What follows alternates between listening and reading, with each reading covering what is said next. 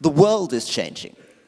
And this is why the stakes are so high. I mean, we're talking about the personal issues of politicians. We're talking about corruption of media and things. But the big picture is what we need to see. And the big picture is that the world since 1989 has gone through 3 incredible revolutions.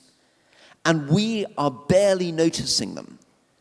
And Parliament is still plodding along, doing its odd stuff. You know, there's still some strange 17th century golden mace, which when it's under the table means one thing and on top of the table means the other. And we still have to keep far enough away from each other, 2 sword lengths apart, so we can't kind of jump across and lunge at our opponent. Meanwhile, the world is changing. So how's the world changing? So if I'm allowed, just before we move to the break. 89 to 2004, we are in an age of the liberal global order, 1989, 2004. And there are 4 things going on: politics, economics, international relations, and technology. So the first stage, which many people in this room, this is where we started our professional lives, although I see there are some people who are so young in this room for whom this seems like a distant universe, nevertheless, right?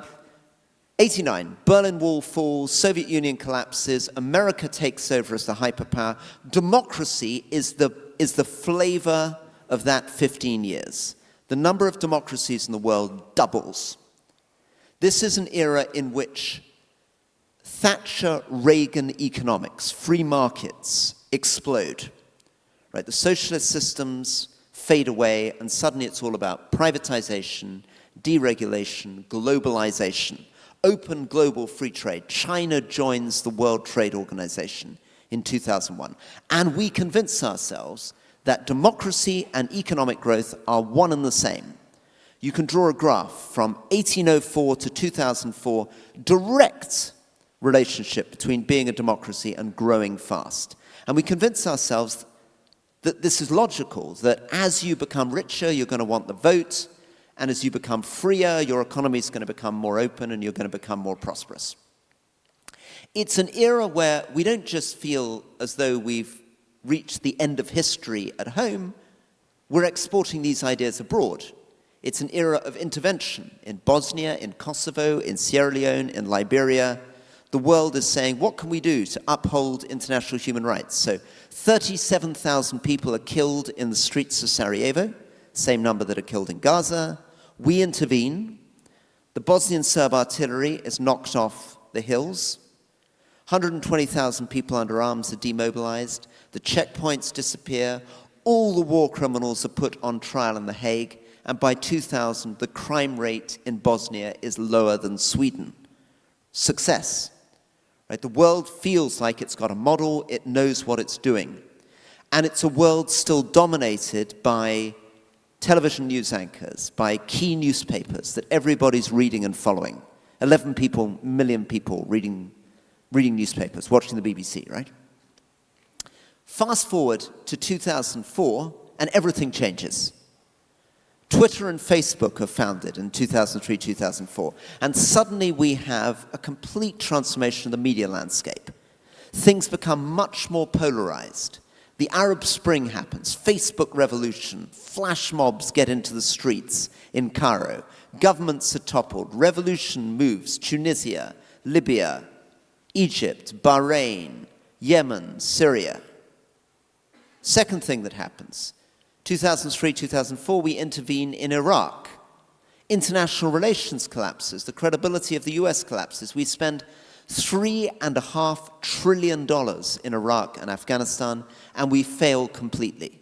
We literally invade Afghanistan to get rid of the Taliban. We spend 20 years there. We hand the country back to the Taliban again.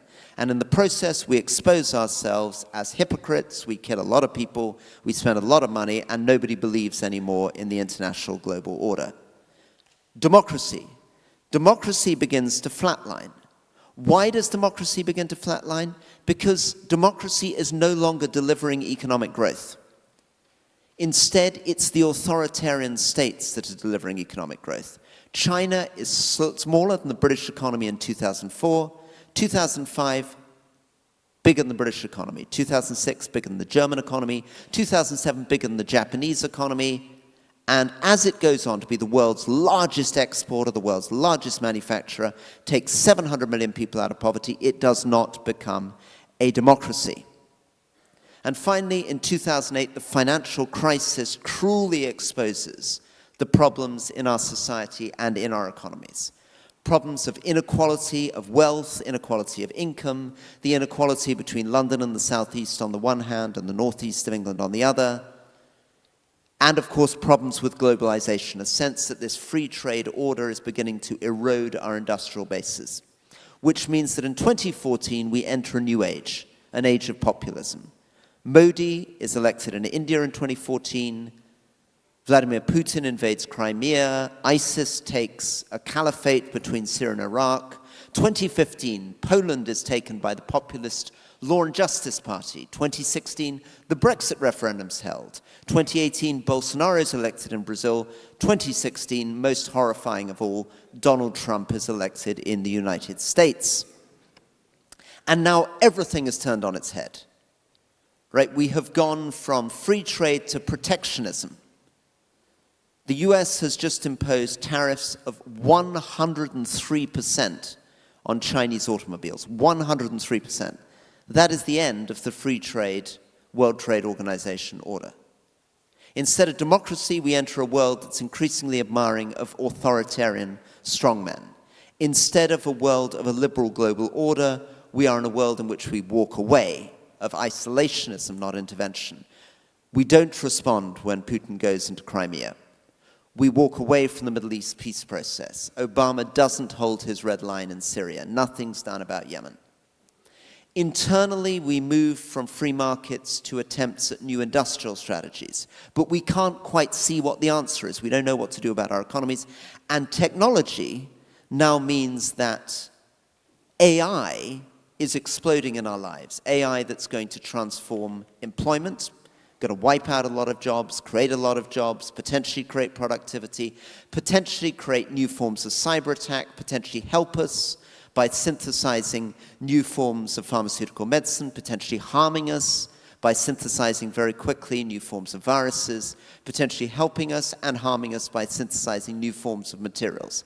And in this world, that has flipped on its head, where Marine Le Pen has just got double the amount of votes of Macron in France, where the AfD in Germany, which is, let me tell you, that is not, for all the things that I dislike about the modern Conservative Party, the AfD is well out there. That is a genuine neo-Nazi party that has just beaten the ruling party of Germany in the elections.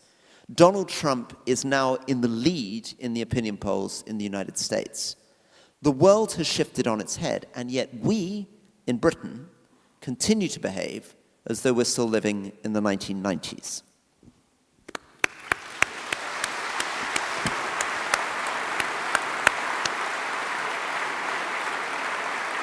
Thank you.